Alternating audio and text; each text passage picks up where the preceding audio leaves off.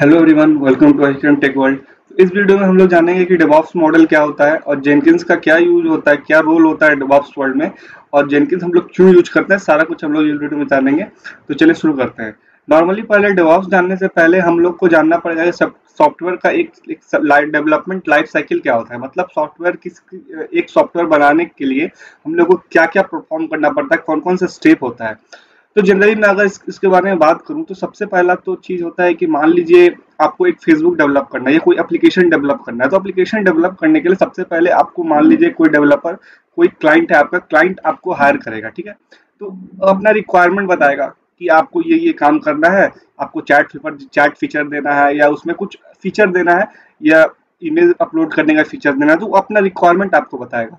फिर on the basis of requirement आप क्या कीजिएगा कि डिजाइन कीजिएगा कि हमको ऐसे ऐसे करना पड़ेगा। आप पूरा एकदम एक तरीके बनेगा, एक ब्लूप्रिंट टाइप बनाइएगा कि हमको ये एप्लीकेशन यूज करना है, ऐसे हम इस पर काम करेंगे, हमको ये चाहिए, हमको जावा पे बनाना है कि हमको पाइथन चाहिए। आप पूरा एक डिजाइन कीजिएगा, आप अपना पूरा एक तरह से समझिए ब्लूप्रिंट तैयार कीजिएगा कोड का।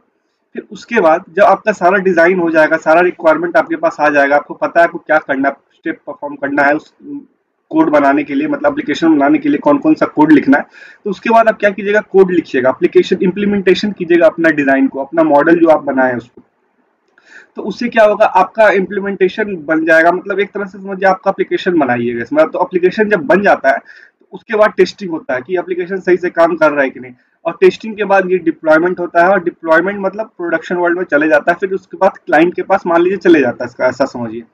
फिर उसके बाद मेंटेनेंस, मतलब चेक होते रहता है कि ये सही से काम कर रहा है कि नहीं एप्लीकेशन, ठीक है। तो ये पूरा मेन स्टेप है, मेन मतलब फीचर है, स्टेप एक तरह समझिए स्टेज है एक सॉफ्टवेयर को बनाने के लिए। ऐसा ये सब स्टेप परफॉर्म होता है। तो पर पहले क्या होता था, जनरली मान लीजिए आपके पास कोई क्लाइंट आया आपको बनाने के लिए कोई एप्लीकेशन आपसे। तो क्या होता था पहले, आप एक एप्लीकेशन पूरा ये सब स्टेज जो है, इतना मैं स्टेप जो बताया हुआ आपको सिक्वेंसली परफॉर्म होता था। मतलब मान लीजिए एक आपके पास आया एक पूरा बनाने के लिए एप्लीकेशन, आपने पूरा एप्लीकेशन बना दिया। एप्लीकेशन बनाने के बाद क्लाइंट को एप्लीकेशन अपना दीजिएगा। तो क्लाइंट क्या करेगा, उसको रिव्यू करेगा, फिर बोलेगा। एक तो पहली बात यह है कि एप्लीकेशन उसको लेट से पहुंचेगा, क्योंकि एक एप्लीकेशन बनाने में मान लीजिए आपको 6 मंथ लगता है, ठीक है।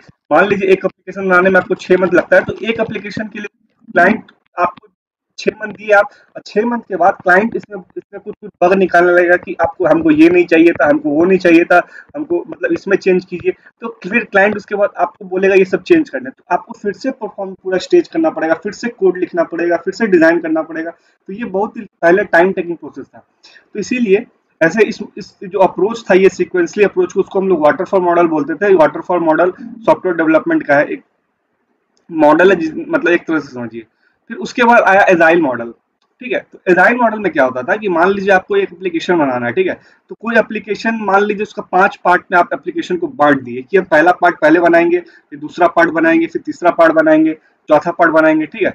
तो आप पहला पार्ट बनाइए, बनाने के बाद ये जो मैंने स्टेप बताया था पीछे, सारा स्टेज परफॉर्म होगा। पहले आप डिजाइन कीजिएगा वो पहला पार्ट के लिए, तो उसके बाद फिर कोड लिखिएगा उस पार्ट के लिए, फिर टेस्टिंग होगा, डिप्लॉयमेंट होगा। फिर उसके बाद वो पार्ट आप क्लाइंट को दीजिएगा रिव्यू के लिए, ठीक है। तो क्लाइंट क्या करेगा, उस पर रिव्यू करेगा।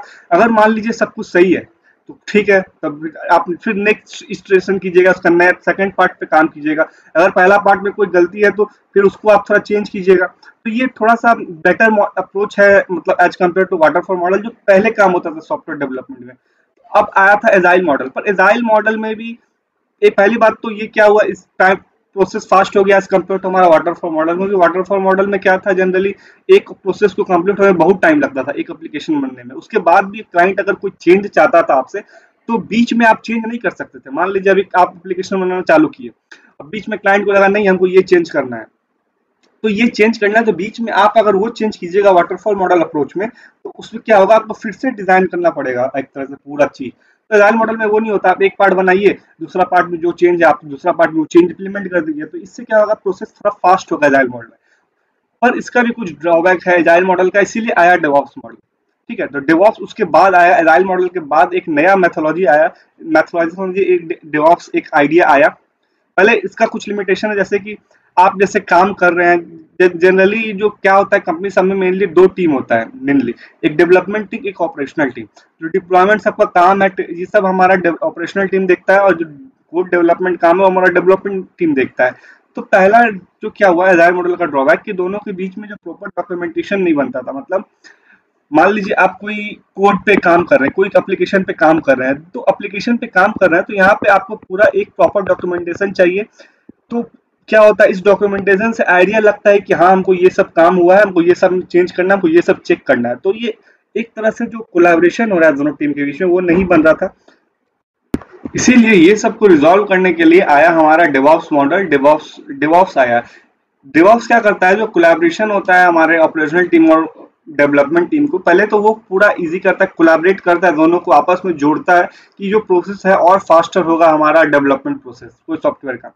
और डेवऑप्स जनरली यहाँ पे देखिए नाम से पता चल रहा है ये दो दो वर्ड है, एक डेवलपमेंट दूसरा ऑपरेशनल, ये दोनों टीम का कोलैबोरेशन को ही एक तरह समझिए डेवऑप्स मॉडल इंप्लीमेंट करता है। ठीक है, और ये जो मॉडल है जनरली हमारा जो है ये मॉडल वो नॉर्मली क्या है 5 स्टेप में काम करता है। पूरा डेवऑप्स का एक तरह से समझिए 5 स्टेज है। ठीक है, अगर मैं आपको स्टेज के बारे में बताऊं, एक तरह से समझिए आप पूरा इसी में जेनकिंस का भी हम बताएंगे, जेनकिंस कैसे इस मॉडल में आता है। ठीक है, जेनकिंस क्या है और आप लोगों को थोड़ा एक आइडिया लगेगा। ठीक है, तो समझिए सबसे पहले क्या होता है, मान लीजिए आपके पास कोई एप्लीकेशन बनने आया। ठीक है, अब आपको आपको कोई आया, आपके पास कोई क्लाइंट आपको बोला आपको ये एप्लीकेशन बनाना है, हमको ये फीचर चाहिए। ठीक है, तो वो फीचर पे आप प्लानिंग किए, डिजाइन किए, और डिजाइन करने के बाद उस कोड को डेवलप किए, और डेवलप करने के बाद आप उस कोड को क्या कीजिएगा, आप उसको एससीएम टूल में रखिएगा। एससीएम टूल मतलब गिट गिटहब गिटलैब ये सब जो होता है, गिट गिटहब गिटलैब ये सब एससीएम टूल है, सोर्स कोड मैनेजमेंट टूल। जो आपका एप्लीकेशन का सोर्स कोड है उसको मैनेज करता है गिट गिटहब।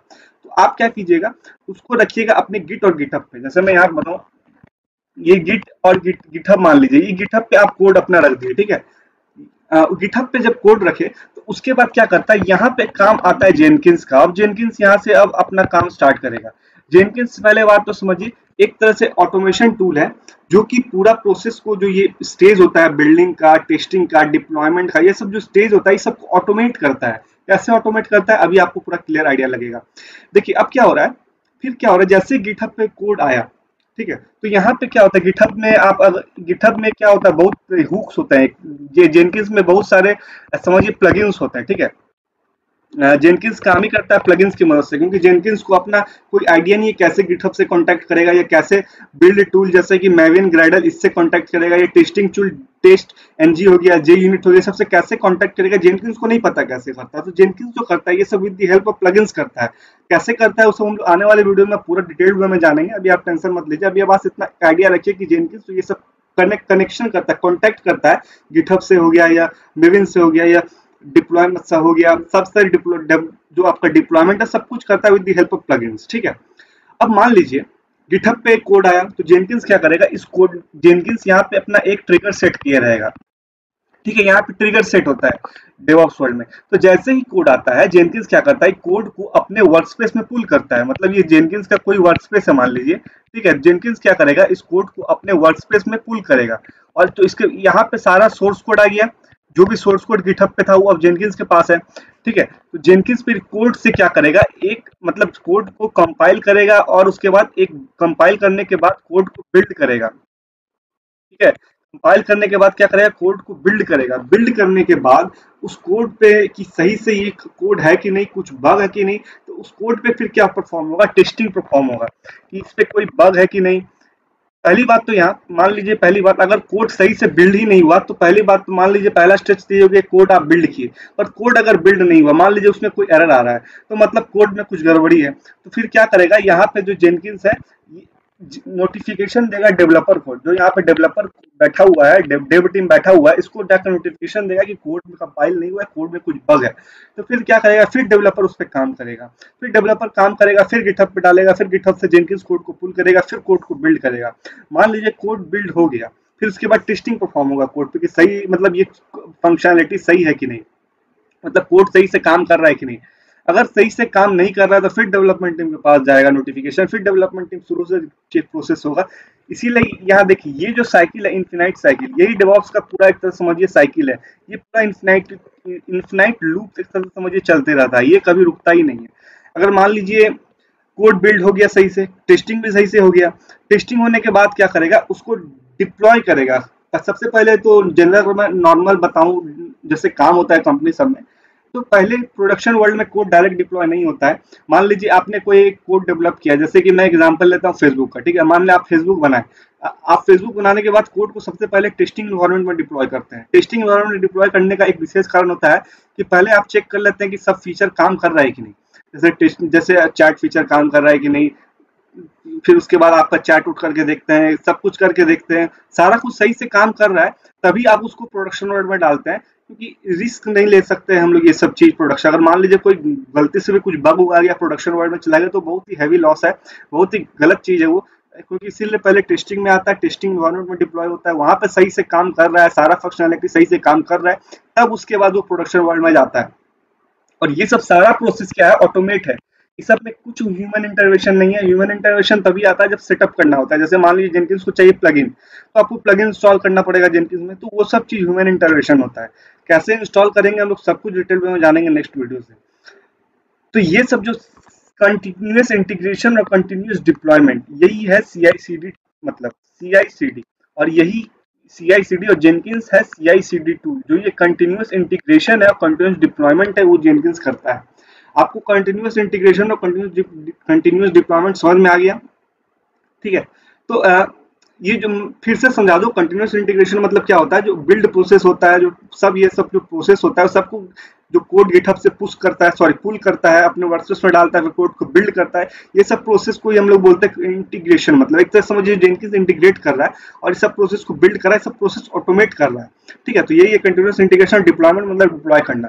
अब यहाँ पर डिप्लॉय करेगा तो सर्वर सब पे करेगा, तो यहीं पे अब यूज होता है डॉकर का, क्यूबरनेटिस का, ये सब का यूज होता है। यहाँ पे डॉकर कंटेनर का यूज करते हैं हम लोग डिप्लॉय करने के लिए अपना एप्लीकेशन। और क्यूबरनेटिस क्या होता है, डॉकर को मैनेज करने के लिए होता है।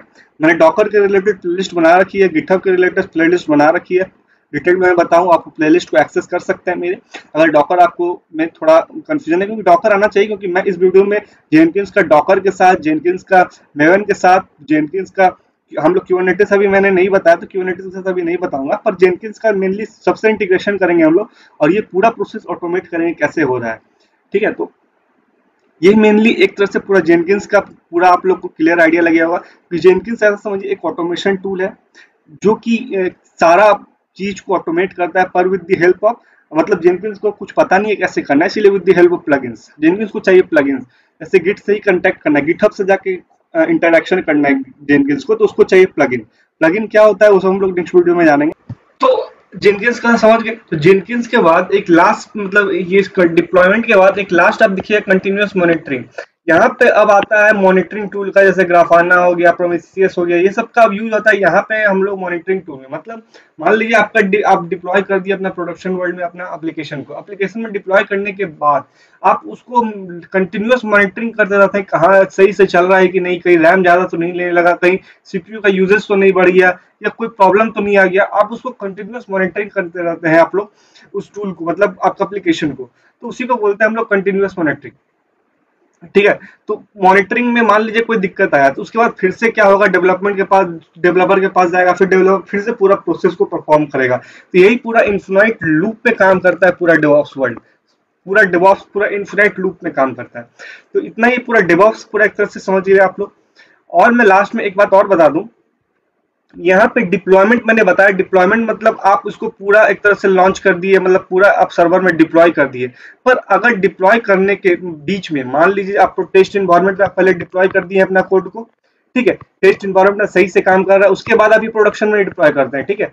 पर आप टेस्ट में आपका डिप्लॉय होने के बाद अगर यहाँ पे कोई मैनुअल इंटीग्रेशन आ रहा है, मतलब मैनुअल अप्रूवल आपको जरूरी है, अगर यहाँ पे मैनुअल अप्रूवल चाहिए तो उसको हम लोग कंटिन्यूस डिप्लॉयमेंट के बदले कंटिन्यूस डिलीवरी बोलते हैं। डिलीवरी में क्या होता है कि कहीं बीच बीच में अप्रूवल के लिए या कुछ के लिए आपको ह्यूमन इंटरवेंशन लगता ही लगता है, ठीक है। पर कंटिन्यूस डिप्लॉयमेंट में जैसे टेस्ट में सही काम कर रहा है, ऑटोमेटिक स्क्रिप्ट चलेगा और सीधा ये प्रोडक्शन में डिप्लॉय हो जाएगा बिना कोई मैनुअल रिव्यू के या मैनुअल अप्रूवल के। तो यही है पूरा जेनकिंस डिप्लॉयमेंट, डिलीवरी या पूरा एक तरह से यही डेवॉप्स वर्ल्ड है, पूरा आप समझ के पहले कैसे काम करता था अभी कैसे काम कर रहा है, पूरा यही पूरा एक होल सोल आइडिया है पूरा डेवॉप्स का और जेनकिंस का।